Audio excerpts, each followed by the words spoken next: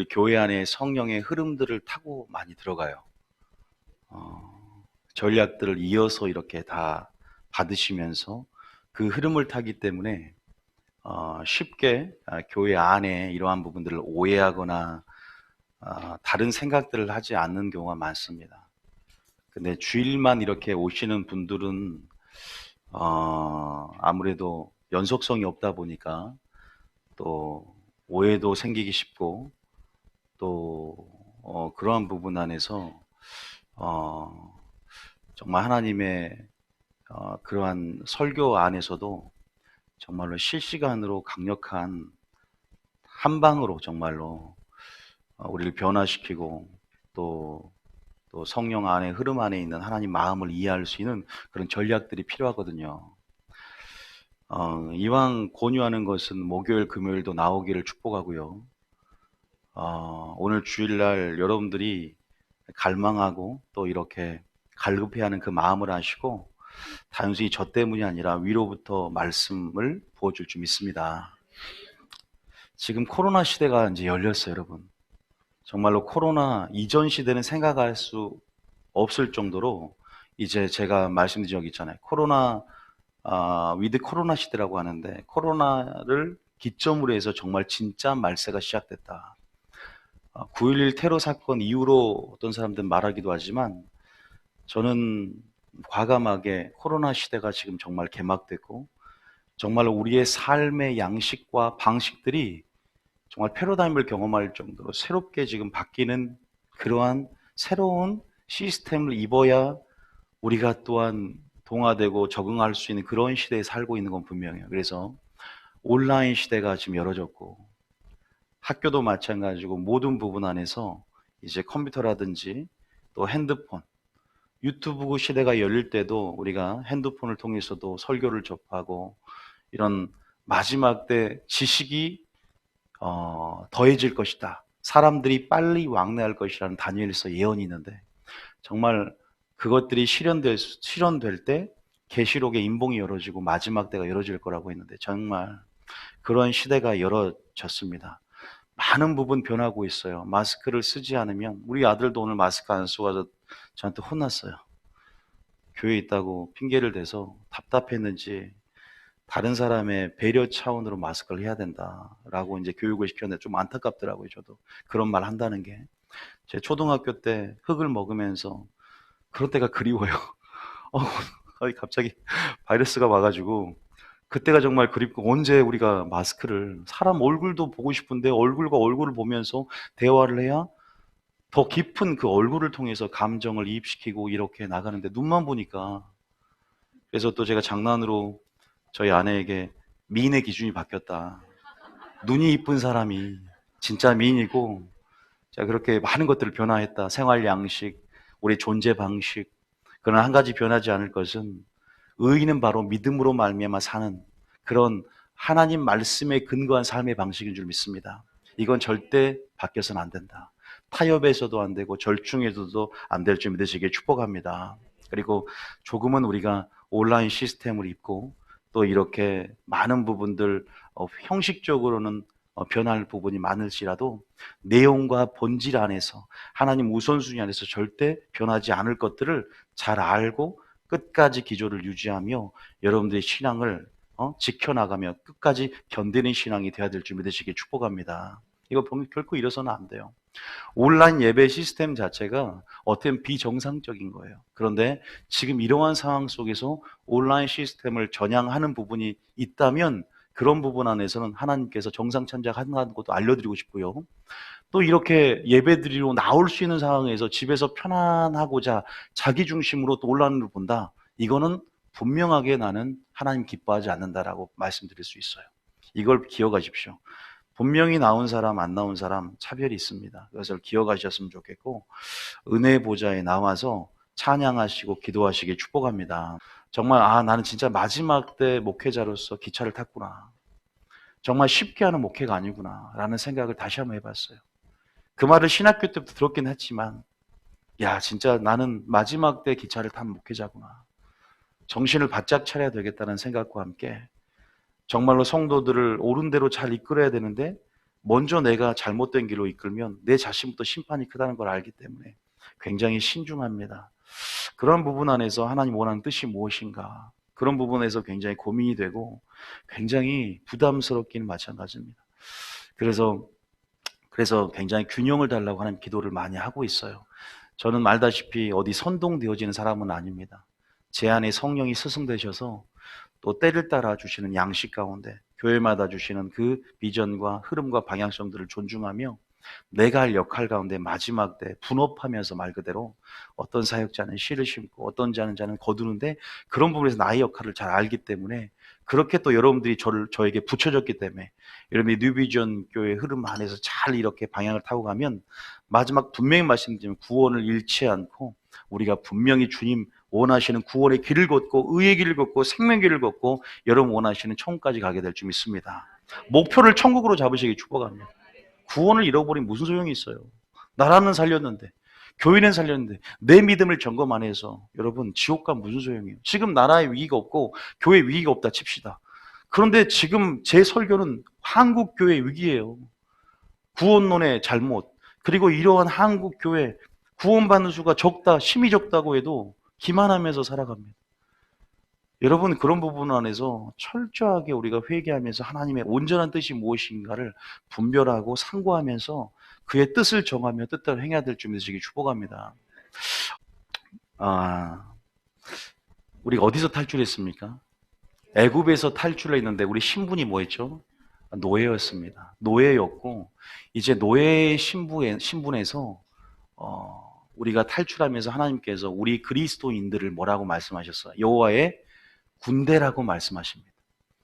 모르겠어요. 아직 그런 신식 무기도 제공받지 않았고 또 싸우는 어떤 군사력이나 전투력도 전혀 제로인 상태에서 나오자마자 그들을 여호와의 군대라고 말씀하세요. 신앙생활은요, 여러분 이제 그러면서 광야의 훈련소에, 광야의 순종학교에 그들이 입학을 함으로 애굽에서 세상에서 교회로 불러들였습니다. 여러분들을 세상에서 종살이하는 노예로 하나님께서 여러분들이 그렇게 고역사를 하다가 이제는 의의 종로로, 다시 말해서 이제는 광야라는 교회 또 이 산으로 하나님께서 불려드린 줄 믿으시기 축복합니다. 여러분 정체성을 아셔야 돼요. 여러분 정체성을 아는 것에서부터 뭐가 시작되냐? 충성이란 열매가 시작됩니다. 여러분이라는 정체성, 다시 말해서 나는 군사다라는 그 정체성을 분명히 알아야 된다는 거죠. 여러분 우리는 지금 광야에 그 이스라엘 백성들이 입대한 겁니다. 여러분 우리가 뉴비전 교회라는 어떤 군사훈련소에 입대했다는 사실 믿으시기 축복합니다. 지금 딱 보니까 남군보다 여군이 많아요. 이스라엘처럼 여자도 군대를 가는데 이스라엘은 편법도 굉장히 많다 그래요. 결혼을 빨리 해버린다든지 의무기 때문에. 근데 이렇게 여군이 많아요. 근데 여군이 더 충성스러운 것 같아요. 야, 여자가 더 충성스러운가? 보면 군대의 속성과 굉장히 유사한데 우리가 거수경례도 충성 이렇게 우리가 군대에서 하기도 하고 또 군복도 입어요. 그게 어떤 것을 나타내냐면 어떻게 보면 우리 무의식 영역까지 군대라는 어떠한 그 안에 질서를 잡고 기강을 확립해 나가는 그러한 장치들이죠. 그래서 충성이라는 말을 통해서 또 내 안에 무의식의 영역까지도 어떻게 보면은 그러한 군대 부르심 안에 정체성들을 확인하고 다시 한번 의지적으로 확인을 시키는 그런 좋은 장치임에 틀림없습니다. 그래서 저희 교회도 탱크 사진도 붙여놓고 화장실에 그리고 군복 색깔도 입고 이렇게 이렇게 인사도 우리가 서로가 이렇게 또 하나님 앞에 참 그러면 좋겠다라는 생각도 해봤어요. 어떻게 보면은 왜냐하면 우리의 부르심이 전쟁을 향한 부르심이고 주님 오실 때까지 우리는 절대 우리의 전쟁과 싸움과 씨름이 멈춰서는 안 되기 때문에 좀 믿으시기 축복합니다. 우리가 분명한 것은 그러한 군인이라는 사실이에요. 군인이 요구하는 것은 하나님이 군인에게 요구하는 것은 충성인지 믿으시기 축복합니다. 그래서 저는 충성은 열매인데 그 충성이란 열매는 바로 나의 정체성에서 시작된다는 것을 알려드리고 싶습니다. 하나님께서 마지막 때 믿음은 우리가 충성이라고 말씀하셨어요. 너희가 마지막 때 우리가 믿음이라고 그러면요, 물론 믿음의 어원적인 정의도 faith, 충성이라고 합니다. 피스토스. 우리가 이 충성이라는 이 단어, 이것이 지금 한국교회 땅에 떨어졌는데 오늘 그 충성을 통해서 우리가 어디에 충성할 것이고 또 어떻게 충성할 것인가, 여기에 대해서 하나님께서 우리에게 전략을 주셨습니다. 여러분, 제가 개는 훌륭하단가 그런 요새 동물 관련 프로그램이 굉장히 우후죽순 증가하더라고요. 저희 자녀도 계속 개를 키우고 싶다라고 그러면서 저를 개 훈련 프로그램에 저를 인도하더라고요. 제 아들이. 그걸 보게 만들어요. 제가 안 된다고 하니까 지혜롭게. 그래서 보면서 좀 마음이 흔들리고 있어요. 그래서 어찌나 개를 보면서 그런 생각이 들더라고요. 사람보다, 어떤 면에서는 사람보다 어떻게 충성스러운지 모르겠어요. 정말 주인만을 향해서 시선을 고정하고 주인을 지키기 위해서, 또 그러한 부분 안에서 개의 그러한 어떤 면모들을 보고 또 저러한 충성도를 보면서 내가 개를 키우면 개를 통해서 충성을 좀 배우지 않을까라는 생각도 드는 부분이 좀 생기더라고요. 여러분, 사람은 정말로 충성됨에 있어서 정말로 금방, 말로는 충성하지만 또 행위로는 여러분, 변절하고 배신하고 배도하는, 자기 이익을 따라서, 환경을 따라서, 돈을 따라서 항상 그렇게 변하는 것들을 보면서 때로는 정말 개가 사람보다 낫다라는 생각을 좀 해봤습니다. 죄송하지만 우리는 분명히 하나님께서 지금 우리의 믿음을 요구하시는데 그 마지막 때 믿음이 충성이라는 것을 분명히 알아야 된다는 것입니다. 그런데 충성에 대해서 좀 여러분들에게 정확한 하나님이 원하시는 충성에 대해서 오늘 말씀을 좀 드리고 싶은 거예요. 결국 우리의 부르심이 결국은 전쟁의 부르심이고 또 충성함을 통해서 끝까지 죽도록 충성함을 통해서 우리가 구원을 얻고 구원을 받으면서 들어가야 되는 부분이 있기 때문에 오늘 충성에 대해서 오늘 하나님께 배우는 시간 되시길 축복합니다. 제가 금요일 날 청년부 리더 교육을 하면서 제가 훈련 30분 정도 훈련을 좀 시켰어요. 셀장들을 추가로 제가 이렇게 좀 선출을 하면서 우리 청년부 셀장 교육을 좀 예배 후에 좀 시켰는데 제가 4가지를 요구한다 그랬어요. 리더들에게. 저는 여러분도 마찬가지입니다. 하나님께서 집사를 뽑을 때도 또 감독의 자격과 요건들이 성경에 기록이 되어 있어요. 10부장, 100부장을 뽑을 때도 이제 입교한 사람도 아니고 어떠한 분명한 자격이 명시가 되어 있어요. 그러한 부분 안에서 저도 리더의 자격, 또 리더는 물론 탁월한 리더가 없고 또 리더는 훈련되어짐을 통해 리더가 되는데 4가지를 말했는데 그 중에 첫 번째는 겸손이었어요. 이거는 그냥 이렇게 설교 흐름 안에 그냥 던질 수 있는 말입니다. 겸손을 말했고요. 여러분 잘 기억하십시오. 저는 사랑보다 겸손을, 주님은 사랑일 수 있지만 저는 겸손을 먼저 말씀을 드립니다. 겸손이고 두 번째는 지혜입니다. 바로 이 하나님이 맡겨주신 것들을 지혜는 아름답게 풀어낼 수 있는 그러한 분명한 요소예요. 그래서 지혜가 필요하고, 세 번째는 제일 중요한 걸 수 있는데 사랑이죠. 사랑은 온전하게만 뛰기 때문에 사랑 안에 흐름 안에서 능력이 되고 생명이 되기 때문에 사랑이 그 안에 본질적으로 갖춰져 있어야 됩니다. 근데 마지막으로 4번째 충성을 얘기합니다. 여러분, 이 충성을 얘기하면서 제가 짧게 설명을 했지만 오늘 설교는 더 길게 여러분들에게 오늘 설교를 하려고 해요. 따라합니다. 겸손, 지혜, 사랑, 충성. 여긴 헌신도 들어가 있겠죠. 여러분이 이 4가지가 절대 빠져서는 안 돼요. 여러분들 혹시나 뉴비전 교회 사역자가 되길 원하고 하나님이 원하신 리더가 되길 원한다면 또 하나님께서 여러분들을 리더의 시금석으로 달아볼 수 있는 4가지 요소가 여러분 가운데 반드시 있기를 원합니다. 이것은 땅으로부터 올라오는 것이 아니었어요. 위로부터 지혜, 위로부터 사랑, 위로부터 겸손. 이것은 사람의 지혜에서 온 것도 아니고 하나님의 능력으로 통해서 위로부터 온 하나님의 능력인 줄 믿으시기 축복합니다. 이것 자체는 믿음이기 때문입니다. 그래서 이 충성에 대해서 말씀을 오늘 좀 드리려고 해요. 그러면 어디에 충성해야 되는가? 첫 번째는 어디에 충성해야, 두 번째는 어떻게 충성해야 되는가? 세 번째는 충성도 테스트를 하신 하나님에 대해서 오늘 설교를 좀 해드리려고 해요. 여러분, 어디에 충성해야 되는지 이렇게 말씀드렸어요. 첫 번째는 당연히 누구에게 충성해야 됩니까? 하나님께 충성해야 됩니다. 여러분, 하나님께 충성을 안 하는 게 힘들어요. 솔직히 말씀드리면 입술로는 부인하지 않지만 삶으로 부인하는 사람들이 상당히 많습니다. 입으로는 주여 주여 하지만, 입으로는 충성하겠다고 하지만 실제적으로 마음은 하나님의 존재를 믿기 때문에 하나님을 존재 유무를 믿는 것 자체가 믿음이 아니에요.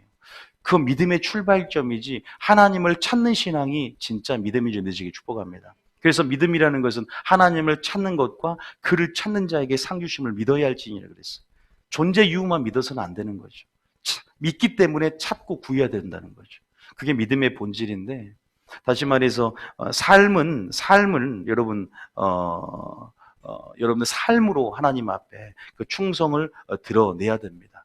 그래서 어떻게 보면은 하나님께 충성한다는 것은 근본적으로 두 번째 진리에 충성한다는 것과 같습니다. 진짜 하나님을 사랑하고 충성한다는 것은 두 번째 진리, 하나님의 말씀에 충성한다는 걸 얘기합니다. 요거 잊지 않았으면 좋겠어요. 여러분들 난 하나님께 충성하고 하나님을 사랑한다고 하지만 주님이 뭐라고 하셨나요? 나를 사랑하면 감정적인 사랑이 아니라 뭐라고 그랬죠? 나를 사랑하면 나의 계명을 지키는 것이라고 그랬어요. 나를 사랑하면 나의 계명을 지키고 나의 안에 거하라고 했어요.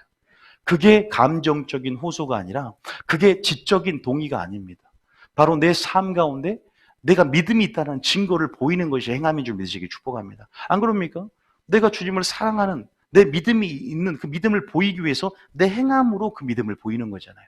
그 증거가 나타낸다는 거예요. 하나님을 사랑하는 증거는 이웃을 사랑하는 것입니다. 할렐루야.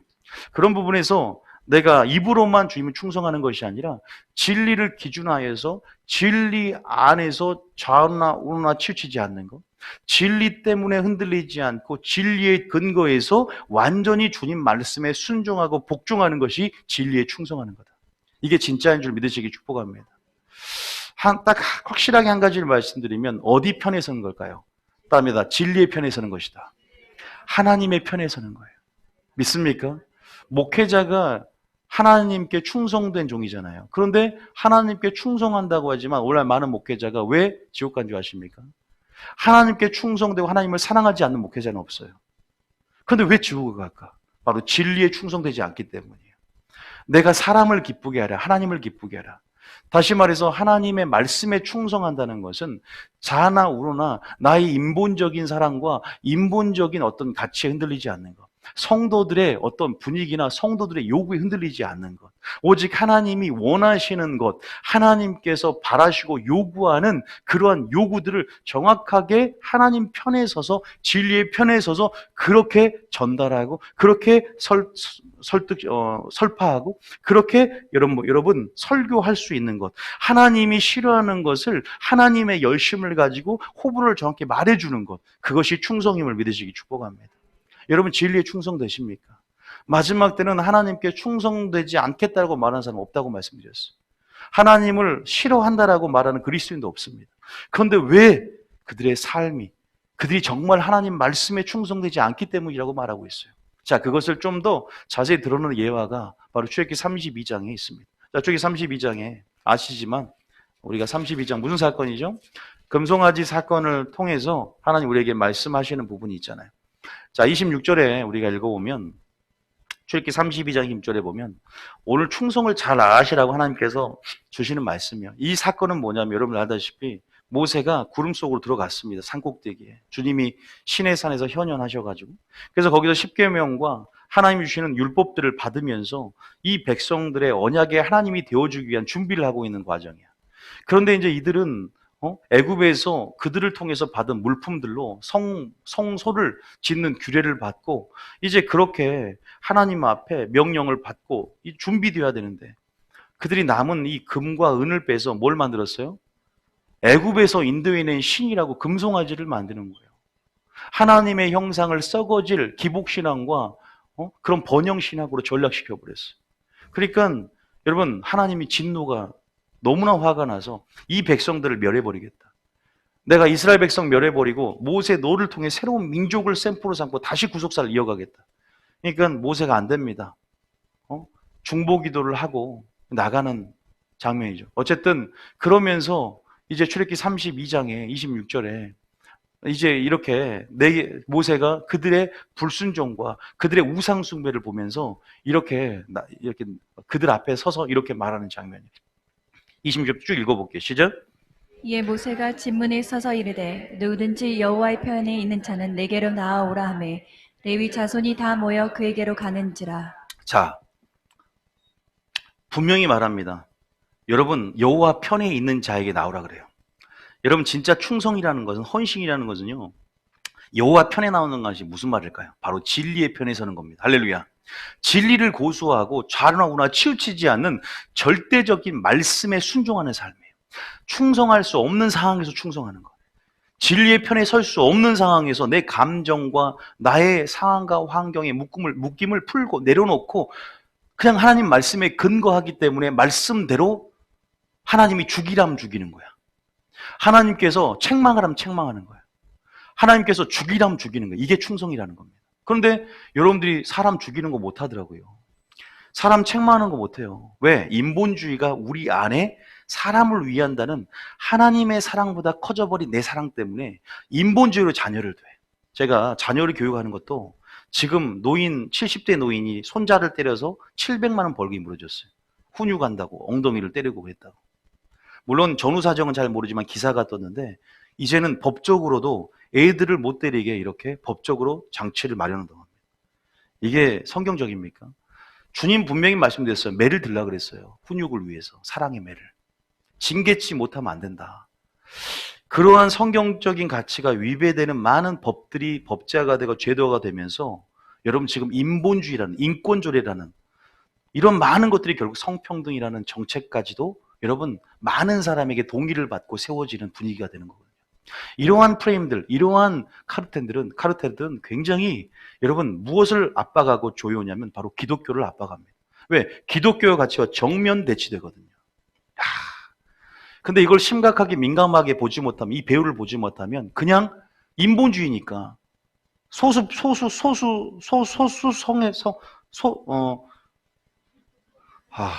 주여 이럴 때 어떤 그런 것들 갑자기 또 말이 안 나. 모두 당황했으면 당연히 그런 게 여러분 긍휼한 것들이 그건 긍휼한 게 아니라 가증한 것입니다. 할렐루야 믿습니까? 동성애는 긍휼이 아니라 가증이에요. 하나님이 싫어하는 것에 있어서 충성이라는 것은요. 정말 제가 그 프로그램 봤다 그랬잖아요. 단순해지는 거예요. 하나님 앞에. 때로는 동물처럼 단순해질 필요가 있어요. 하나님의 말씀 앞에 단순해지는 거. 어쨌든 여기서 보면은 레위 지파들만 나왔어요. 레위 지파들은 운명이 여러분 야곱의 예언을 들어보면 레위 지파의 운명이 굉장히 안 좋아요. 예언이 굉장히 안 좋아요. 근데 그 운명을 개척했던 사람들이 레위 지파예요. 나중에는 하나님의 이스라엘 첫 장자로서 받쳐진 특권을 가지고 레위 지파들이 하나님 앞 가장 가까이서 제사장을 섬기는 직분을 갖게 됩니다. 그래서 오늘날 목회자들을 레위 지파라 그러잖아요. 레위 자손들 이때 운명이 바뀌어요. 이때 기회 가운데 반응하는 거예요. 기회가 왔을 땐 잘 반응해야 될 줄 믿습니다. 운명이 바뀌는 시간들이에요. 레위 지파가 딱 자원함으로 나갑니다. 근데 어떤 일을 하냐? 이게 충성이고 이게 헌신인데 이게 바로 하나님 앞에만 충성되는 자세가 아니죠. 27절 읽어볼까요? 시작.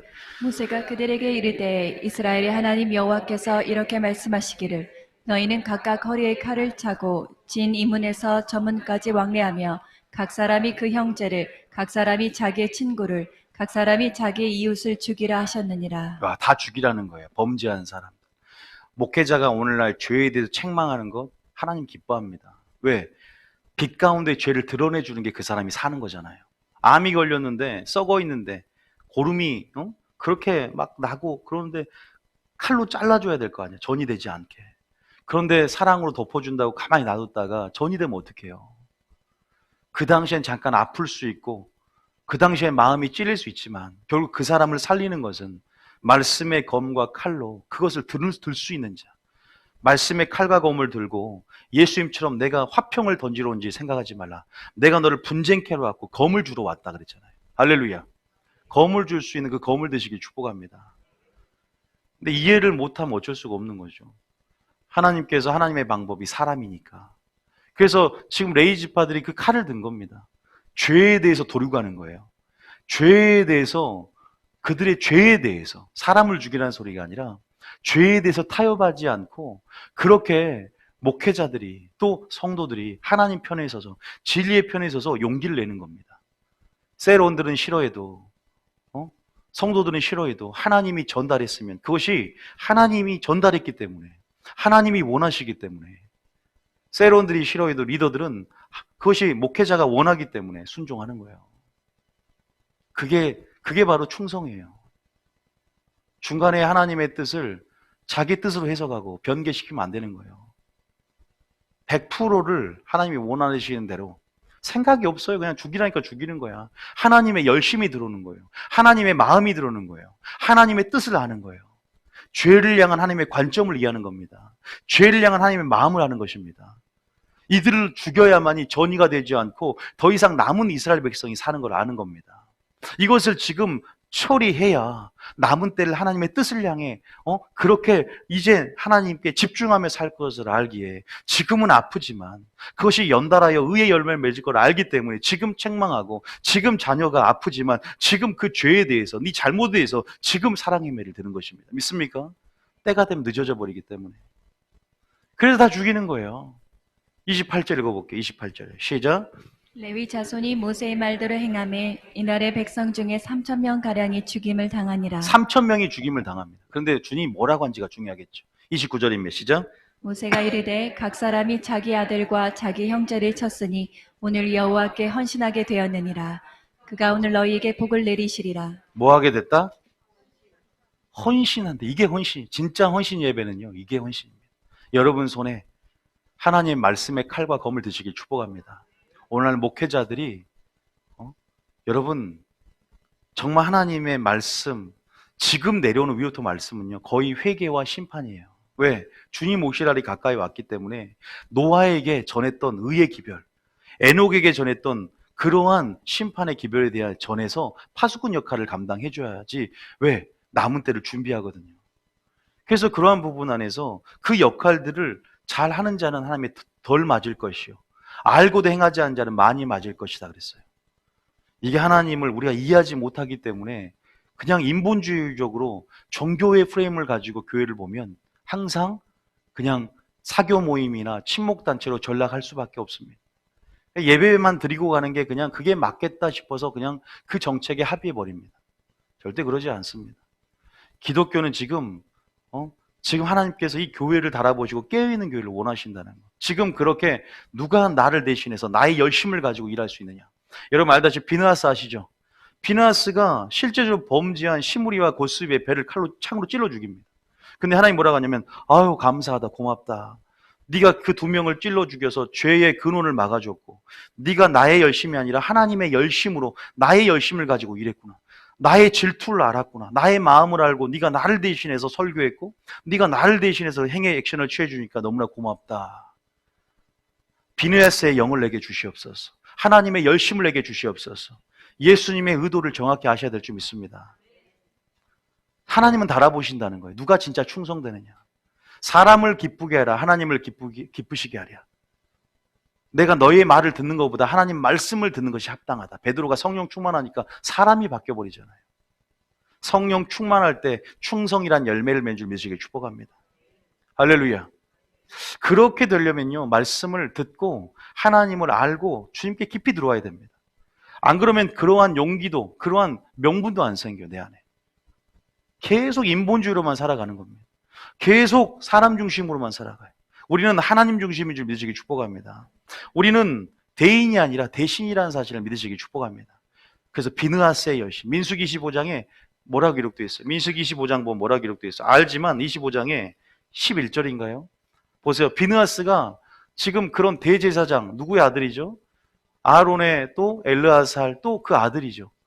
그러면서 뭐라고 하냐? 자, 11절에 창으로 실제적으로 가늠한 그들, 그 가늠한 그 족장과 이방 여인을요, 하나님이요, 칼로 찔렀어요. 시므리 족장과 그 이방한 고스비, 그 미디안 여인을 하나님이, 엘르아살 아들 비느하스가 뭐라고 하냐, 주님이. 내 질투심으로 네가 질투했구나.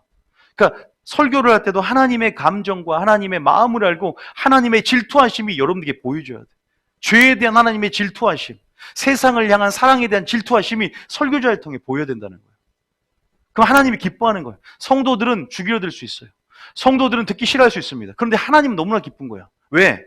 너는 전했으니까 나중에 심판할 때 명분이 있다.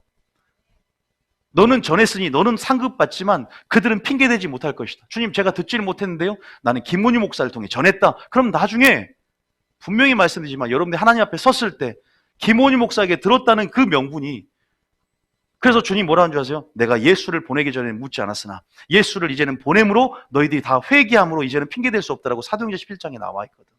똑같은 말이에요. 모세와 선지자를 내가 보냈느니라 그랬어요. 절대 핑계를 못 댑니다. 안 들었으면 좋은데.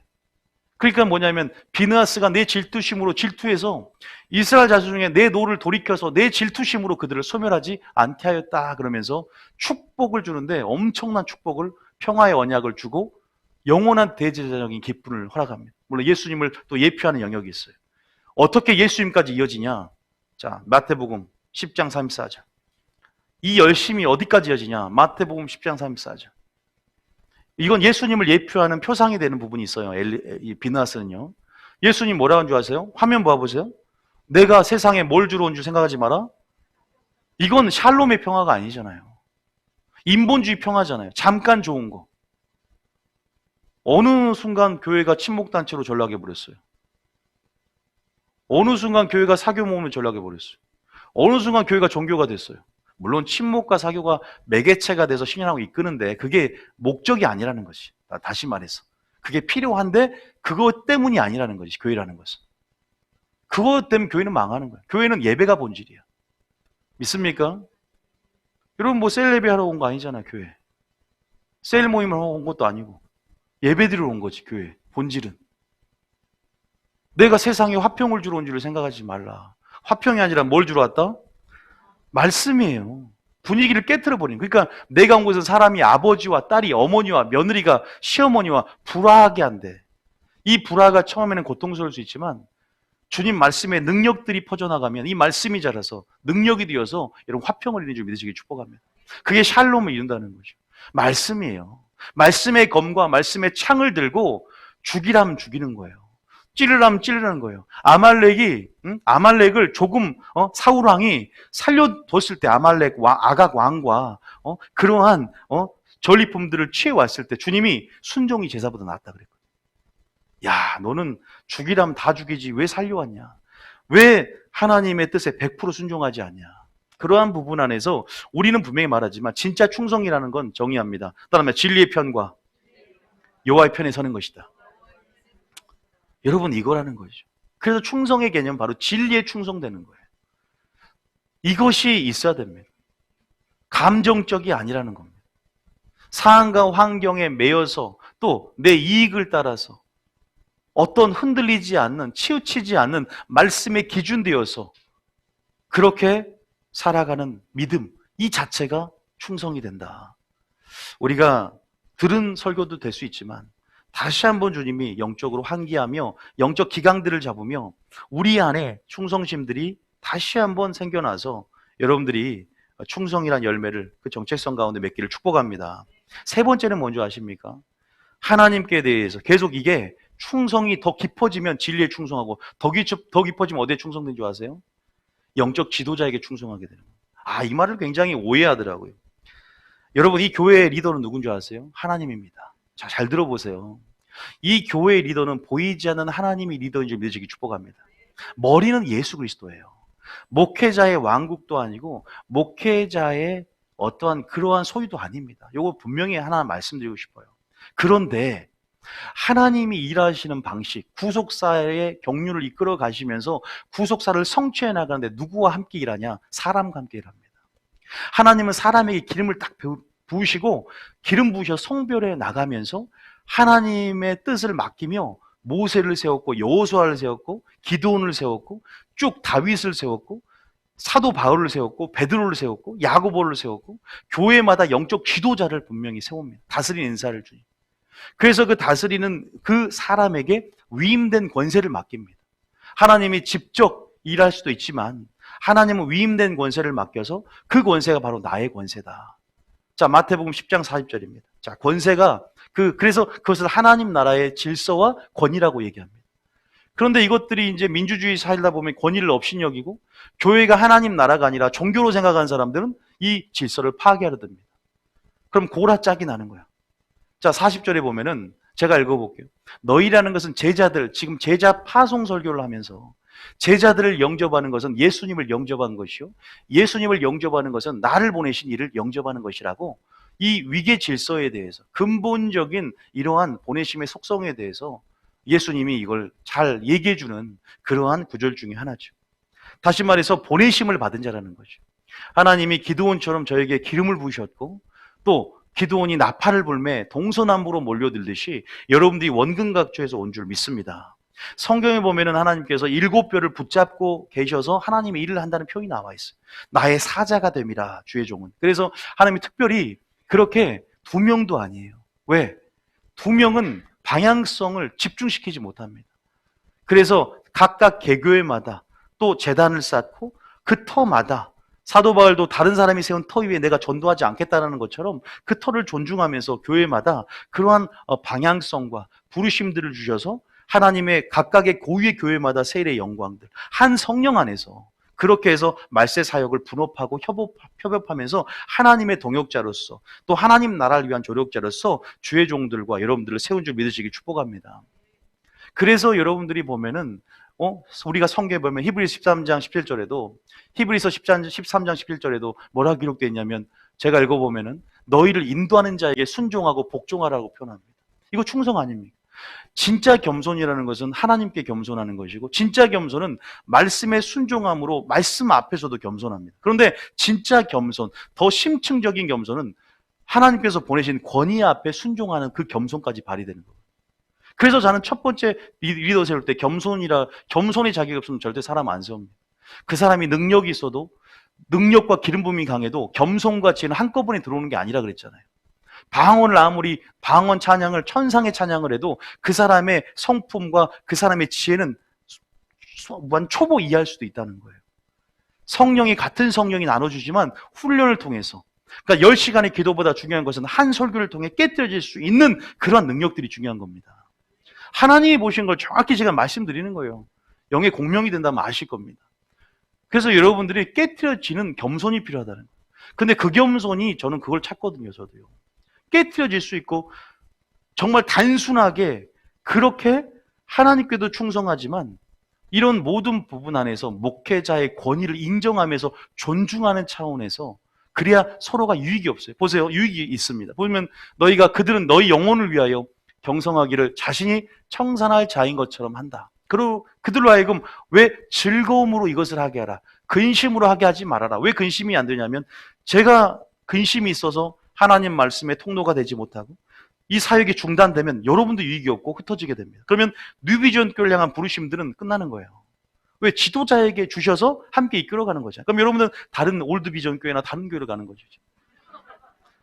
우린 뉴비전인데. 어쨌든 즐거움으로 이것을 하게 하고 근심으로 하게 하지 마라. 그렇지 않으면 너에게 뭐가 없다? 피차 물매 멸망한다 그랬어요. 그래서 여러분들이 서로가 존중이 굉장히 필요해요.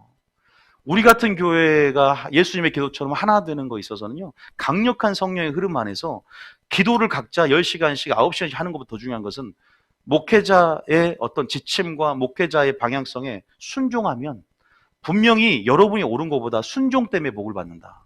그 겸손 때문에 복을 받는 거 믿습니까? 이런 원칙을 우리가 분명히 하나님 보시는 관점에 대해서 알아야 됩니다. 여러분, 한 가지 말씀드리면, 여러분, 모세가, 제가 우리 청년들 셀 모임할 때도 얘기했는데, 모세가 그냥 10가지 재앙, 이렇게 10가지 재앙을 하나님께서 행하시기, 사역을 하기 전에, 이스라엘 백성을 애굽에서 이끌어내기 전에 엄청난 소명을 받아. 내가 너로 말미암아 이제는 이 백성에게 보내겠다. 그러면서 소명을 주는데 다음 장에 보면 모세를 죽이려고 그래. 왜 죽이려고 그랬을까요? 할례를 행하지 않은 거야. 아니, 별거 아닌데, 할례 작은 것 같은데, 바로 사역보다 더 중요한 것은 하나님의 관계, 작은 것, 거기에 충성된 그 충성을 원하시는, 할례라는 충성. 할렐루야. 할례 행하지 않아서 그렇게 큰 소명을 받고 거대한 사역을 위임받은 모세가 모세를 죽이려 들었단 말이에요. 하나님이 원하는 우선순위가 들어있어요. 그래서 우리는 이러한 패러다임들이 필요합니다. 이 교회에 와서 또 하나님이 지금 마지막 때 누가 나의 마음을 아느냐. 그래서 진짜 충성이라는 거 아까 진리에 충성되고 하나님 편에 충성되는데 제가 한 가지 말씀드리면 그다음에 하나님을 사랑하면 이웃을 사랑하게 되고 주의 종을 사랑하게 되고 교회를 사랑하는 것이 자연스러워집니다. 다시 말해서 하나님을 사랑하기 때문에 진짜 진리에 사랑하게 되고요. 진리를 사랑하고 알기 때문에 당연스럽게 영적 지도자를 사랑하고 충성하게 될 수밖에 없습니다. 이웃을 사랑하는 것이 하나님 사랑의 증거예요. 적은 것이라는 것은 어떻게 보면은 이웃 사랑이에요. 적은 것이라는 것은 영적 지도자에 충성하는 것. 그 적은 것에 충성된 자는 큰 것도 맡기는 것입니다. 근데 더 깊은 차원의 일들. 그런데 지도자에 충성하는 게 절대 첫 번째는 아니에요. 목회자에게 헌신하고 충성하는 절대 첫 번째는 아니에요. 그것도 오해는 풀었으면 좋겠는 게 뭐냐면 아무리 저에게 목사님 제가 충성하겠습니다. 그 충성하겠습니다 말하는 사람이 다 떠났어요.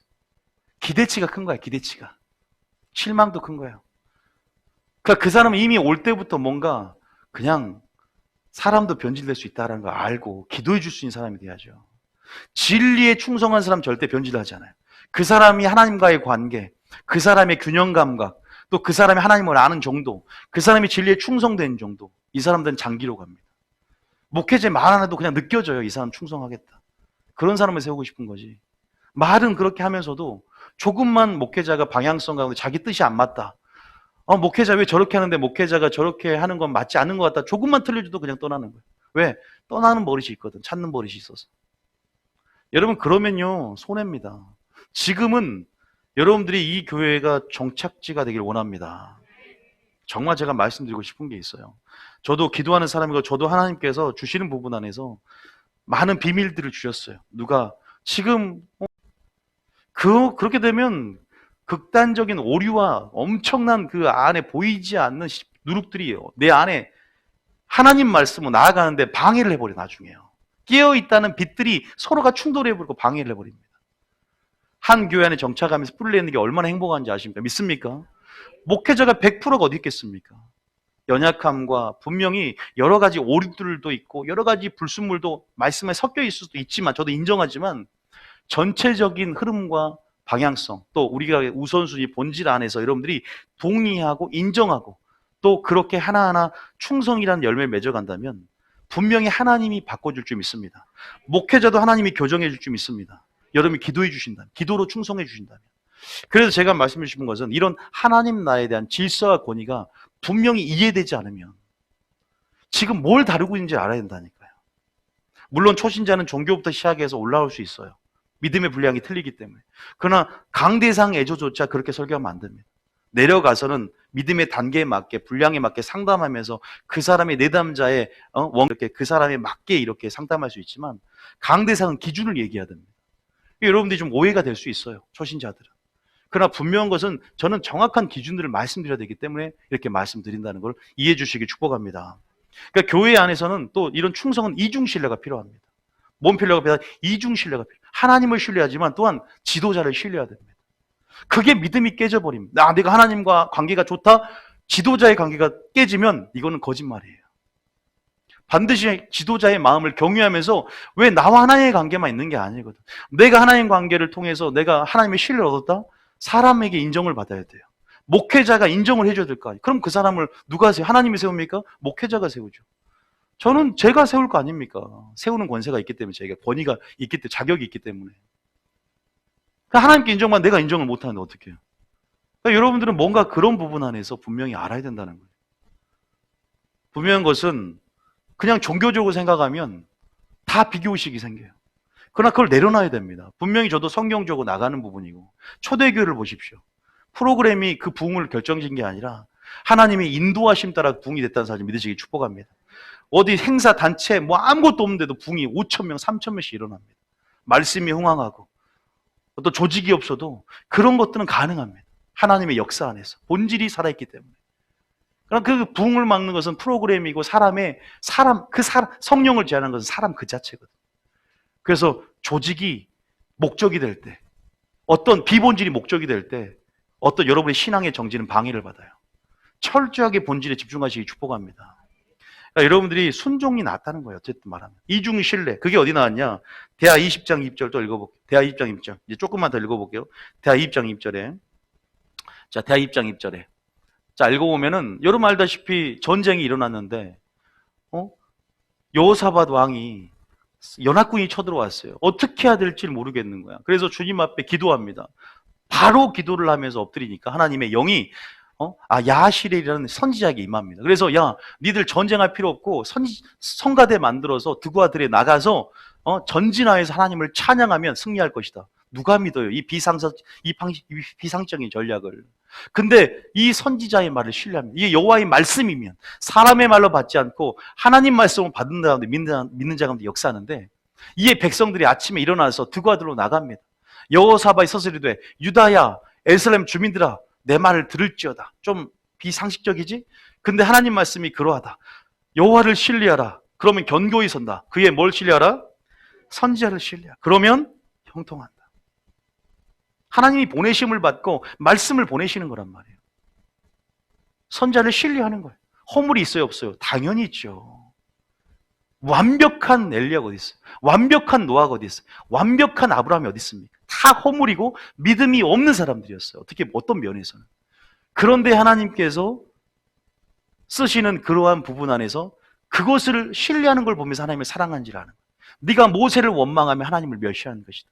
네가 누구가 내 모세를 원망하느냐, 아론을 원망하느냐, 바로 네가 나를 원망하였고 나를 멸시하였다 그러는 거죠. 이게 하나님 나라의 권위책입니다. 저에게 강압적으로 복종하는 그 차원이 아니라 교회가 하나님 나라의 효율성을 갖고 확장하는 데 있어서 서로 존중하면서 아름답게 하나님 보고 아름답게 열매를 맺자는 주의지.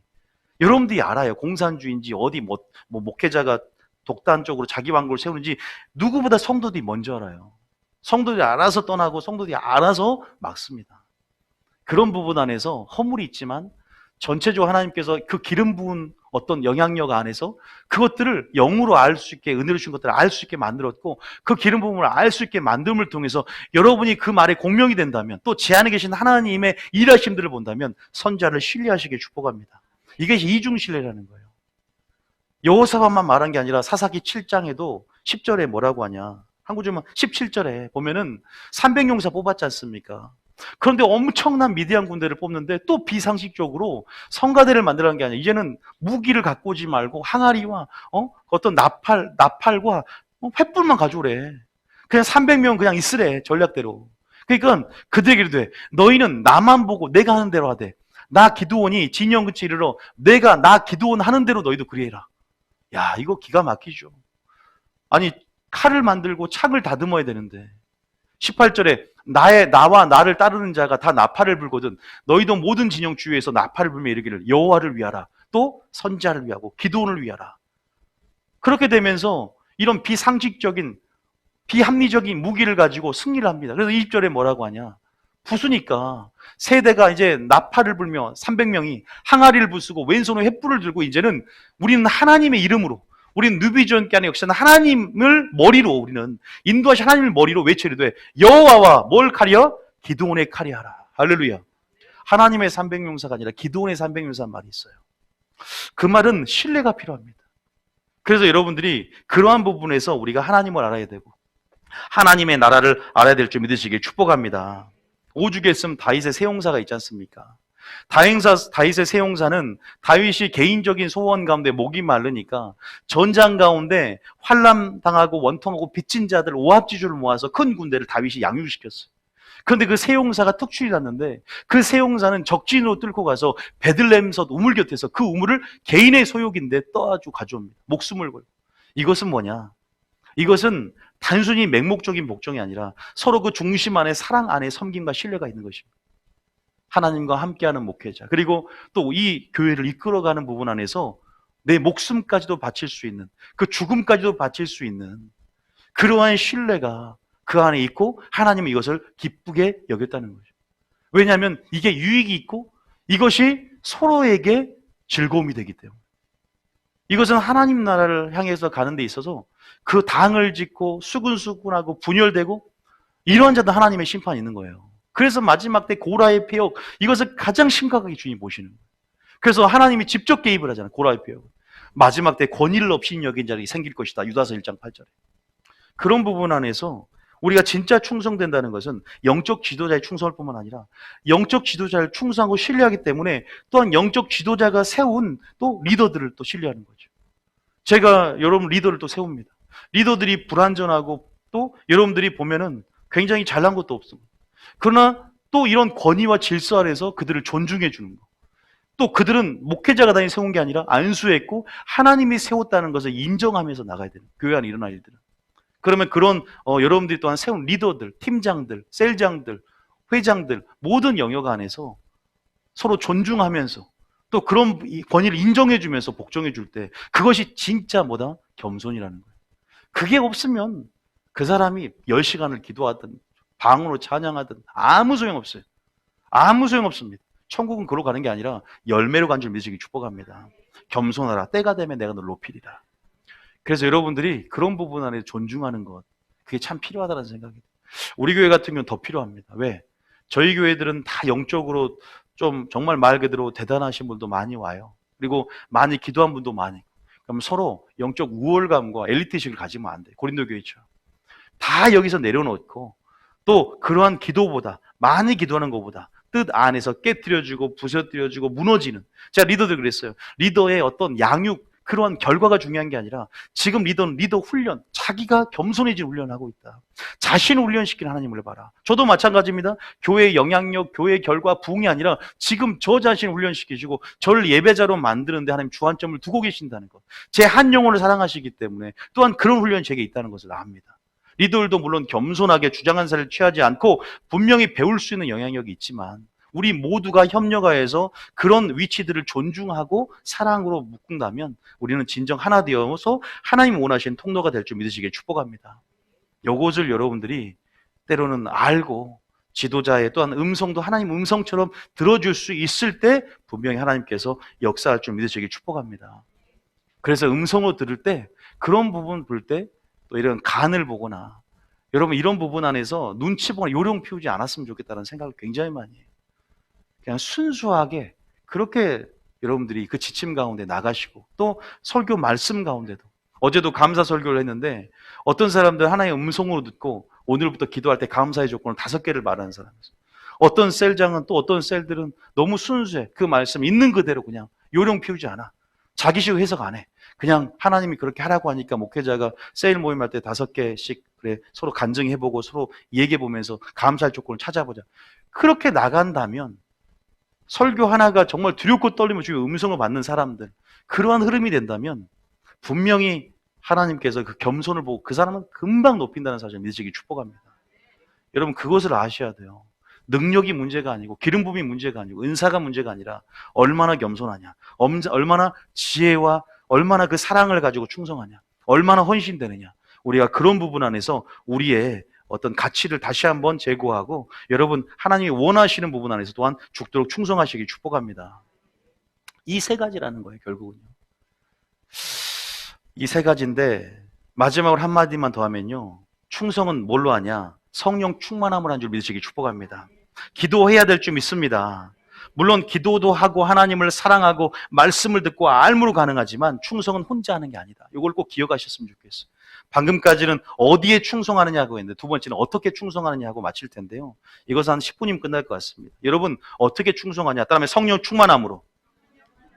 충성하고자 하는 자가 기도 안 한다는 것은 말이 안 되는 것 같아요. 기도도 안 하는데 목회자한테 충성하겠다. 기도 안 하는데 나는 충성한다. 절대 아니고 일에는 충성될 수 있겠죠. 내가 원하니까. 내가 일하는 것은 충성할 수 있겠죠. 그것은 그렇게 신앙의 커버가 되지 않습니다. 왜냐하면 충성이라는 것은 열매이기 때문입니다. 따라합니다. 충성은 성령의 열매다. 성령 충만함으로 기도하지 않으면 열매 맺을 수 없거든요. 두 번째는 그런 기도보다 또한 깨트려진 가운데 충성의 도를 알아야 돼요. 지금 제가 막 하나님 진리의 말씀 영적 지도자 여기에 충성해야 되는 것이 진짜 충성이라고 알아지니까 회개가 되잖아요. 그리고 여기에서 새롭게 반응하며 충성이라는 것을 제고하면서 다시 한번 하나님이 원하시는 예수님의 충성으로 가야 되겠다고 말하면서 온 집에 충성이겠다 생각이 들잖아요. 그러한 부분에 어떠한 말씀을 들음으로써 충성 가능하다는 거죠. 자, 3가지 부류만 얘기하고 마치겠습니다. 첫 번째 부류는 내가 하겠다는 사람이에요. 첫 번째 부류는 누가 한다? 내가 한다. 이 내가 한 경우는 내가 해서 내가 끝나는 경우가 가장 악한 경우입니다. 왜? 이런 사람들은 신념이 있어요. 내가 충성해야지. 내가 교회에서 이제는 열심히 해야지. 이거는 절대 안 돼요. 물론 그렇게 시작하지만 성령의 도우심 없이 내가 해서 끝까지 내 의로 하는 사람들은 단순히 일에 충성되고 노동에 충성된다. 환란이 올 때 뭐 어떻게 되냐? 배도합니다. 환란이 올 때 변절합니다.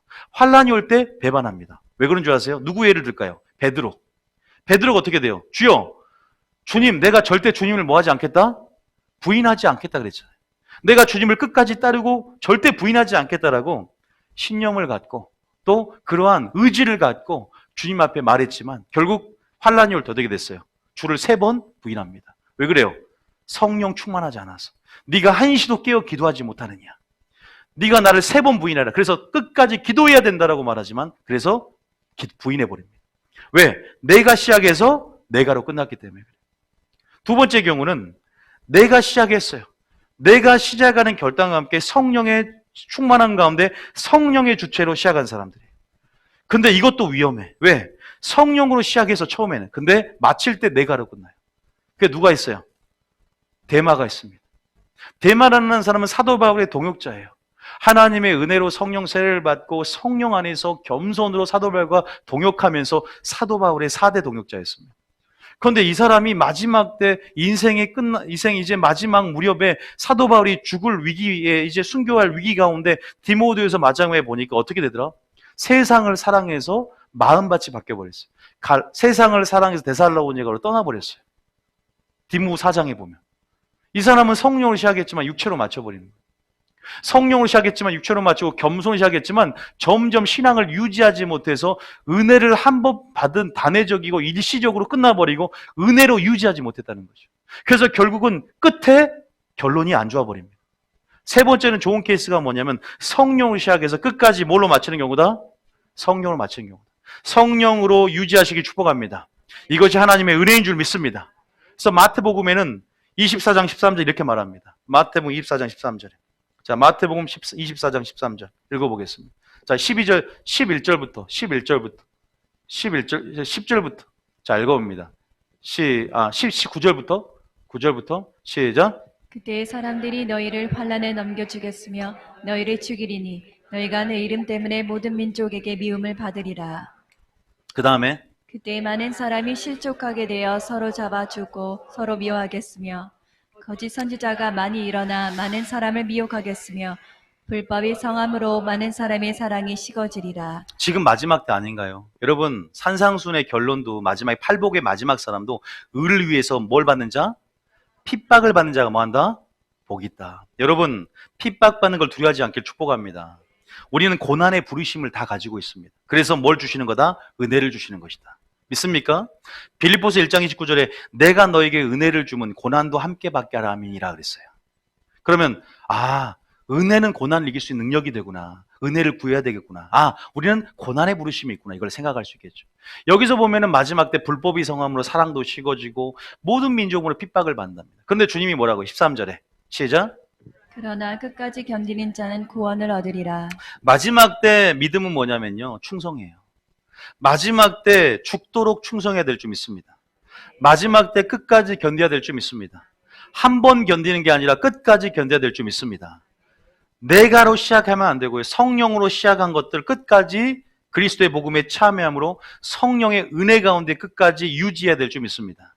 끝까지 부르심과 택하심을 굳게 해야 될 줄 믿습니다. 믿음의 선한 싸움을 싸우고 전쟁의 부르심 가운데 끝까지 나의 정체성을 확인하면서 끝까지 죽도록 충성해 나가야 됩니다. 나는 군인이었지. 나는 깨어서 졸면 안 되지. 지금 마귀와 영적 전쟁 가운데 있지. 한 번 긴장감이 풀릴 때 그때 틈을 타고 들어옵니다. 믿습니까? 여러분, 끝까지 우리가 어떤 의식을 가져야 되는지 상기해야 됩니다. 그럼 말씀을 들어야 돼요. 목요일도 듣고 금요일도 듣고 안 그러면 어느 순간 세상에 살다가 분주함으로 마음이 생활의 염려로 마음이 둔해진다 그랬어요. 주일날 한 번 갖고 어떻게 사람을 일깨우고 사상을 만들고 사고방식을 만들겠습니까? 그래서 유튜브를 통해서도 은혜가 임하는 거거든요. 끝까지 견디려면 성령 충만해야 되고 성령 충만은 한 번 되는 게 아니라 계속적인 기조가 있어야 됩니다. 계속 성령 충만을 더하며 그 기름 부음 안에서 계속 어떻게 보면 영적인 에너지들을 충전시켜 나가면서 우리가 하나님 안에 그 마음의 성령의 흐름이 나를 지배해야 됩니다.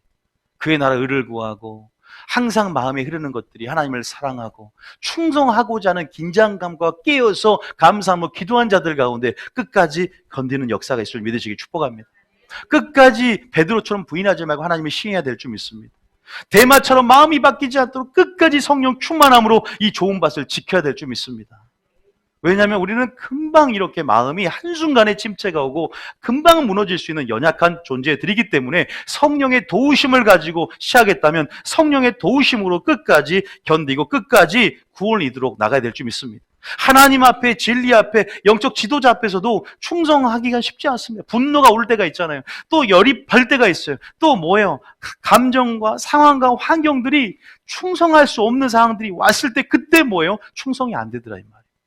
그러나 늘 충성에 대한 가르침에 대해서 일깨워주고 날마다 의식하면서 성령 충만함이 한 번이 아니라 계속적으로 날마다 그 충만함을 받아 나갈 때 여러분들은 근육은 단단해지게 될 줄 믿습니다. 마지막에 하나님의 충성도를 테스트하면서 진짜 네가 나를 사랑하는지, 충성도를 테스트하면 진짜 나에게 순종하는지, 진짜 내가 순종하는 대상 가운데 순종하고 있는지를 달아볼 것입니다. 물가로 이끌어보면서 누가 300용사를 선출할 때처럼 하나님은 달아보면서 네가 연월월시에 갑자기 충성도 테스트할 때 하나님이 그 마음의 여부를 알고자 하실 것입니다. 지금 준비하시기 축복합니다. 충성스러운 사람, 충성스러운 자, 하나님의 열심을 가지고 하나님의 검과 칼을 들 수 있는 자, 하나님 나라를 이해하고 그렇게 하나님과 진리와 또 위임된 모든 권위 가운데 충성하면서 주님과 함께 일할 수 있는 자, 마지막 때는 그러한 영적인 불독들을 하나님이 원하는 줄 믿으시길 축복합니다. 그래서 제가 오늘 어디에 충성할 것이냐, 어떻게 충성할 것이냐, 그러한 부분에서 마지막으로 여호수아 갈렙은 어때요? 갈렙은 정말 끝까지 충성했잖아요. 인생의 황홀기가 돼서도 여러분 끝까지 그 마음은 겉사람은 후패하나 속사람은 능력으로 강건해져서 오직 여러분 주님만을 바라보기에 오직 주님만께 충성하기 때문에 1세대는 전부 다 광야에서 죽었지만 가나안 땅에 들어간 사람 여호수아 갈렙 두 사람은 여러분 끝까지 살아남았다는 사실을 믿으시길 축복합니다. 이러한 사람이 되시길 축복합니다. 그 갈렙을 읽고 마치겠습니다. 신명기 1장 36절에 야, 끝까지 견디는 것, 끝까지 충성하는 것. 야, 갈렙의 영이 필요하다. 주님 성령의 충만함을 주시옵소서. 자, 신명기 1장 36절 시작. 오직 여분의 아들 갈렙은 온전히 여호와께 순종하였은즉 그는 그것을 볼 것이요 그가 밟은 땅을 내가 그와 그의 자손에게 주리라 하시고. 온전히 여호와께 뭐 했다? 순종했은즉 하나님이 가나안 땅을 허락합니다. 또 민수기 14장 24절에 이 여호수아에 대해 갈렙에 대해서 뭐라고 하냐 읽어봅니다. 시작. 그러나 내 종 갈렙은 그 마음이 그들과 달라서 나를 온전히 따랐은즉 그가 갔던 땅으로 내가 그를 인도하여 드리리니 그의 자손이 그 땅을 차지하리라. 예, 여러분 오늘 설교는 마쳤는데요. 어떻게 보면은 지금 오늘 설교는 1시간도 안 했어요. 아까 50분에 시작을 했으니까 지금 45분이잖아요. 어디 설교가 긴 설교는 아닌데 여러분 오늘 설교를 통해서 어떠한 음성을 듣습니까? 저도 회개를 했어요. 하나님 앞에.